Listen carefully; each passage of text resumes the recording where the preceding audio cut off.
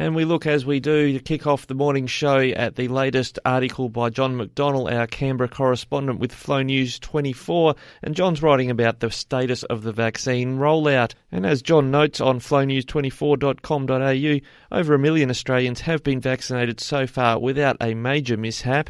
But there's still criticism from the Labor Party in opposition that more vaccinations should have occurred by now. As we reported in the news bulletins, the Prime Minister and indeed the leader of the National Party have been pointing the finger at the European Union for refusing to allow 3.1 billion jabs into Australia. The EU says, well, we have not blocked that many. We've blocked 250,000 doses, but they are reviewing a number of other export requests. We were meant to get to a point in October where Australia was largely vaccinated. I've had great scepticism for some months that we would reach that sort of target by October, and that's not just because of the rate of deployment of vaccines, but it's also because there's a great deal of scepticism in the Australian public about the need to get the vaccine and how many people are actually going to bother getting it themselves. But there's plenty of people in the older generations particularly who have lined up and got their first jab and are counting down the clock to get their second shot in the case of the AstraZeneca vaccine. In his article at FlowNews24, John talks about the proposal of having larger vaccination hubs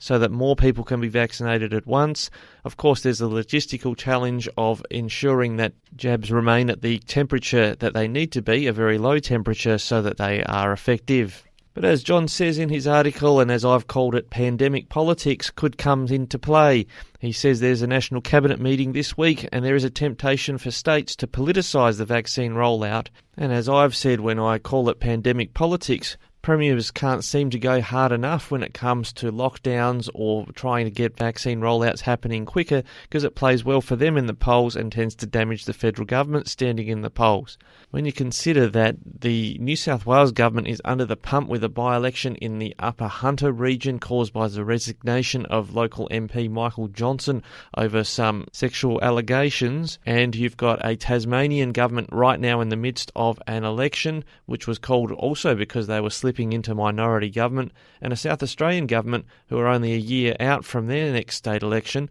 there's going to be every chance that premiers are going to want to be seen to stand up to the federal government, or, as John McDonnell writes, being seen to shirt front the big government. He says that a political Donnybrook won't help the nation and could make more people vulnerable to a future pandemic. Just to throw a couple of other things into the mix, the vaccination program expected to complete by about October or later is largely also to ensure we can have a return not only of overseas students, which are essential to the university sector, but also overseas visitors in tourism to boost our regional and metropolitan tourism providers. However, if, as it looks, some Australians are going to refrain from getting the vaccine, you've got to wonder how they'll be treated later on in Australia. I've seen in other parts of the world suggestions of venues that people will or won't be able to go to, whether they've been vaccinated or not. And in the UK, the Minister for Vaccine Deployment, Nadhim Zahawi, has mentioned that the COVID status certification scheme, in other words, a certificate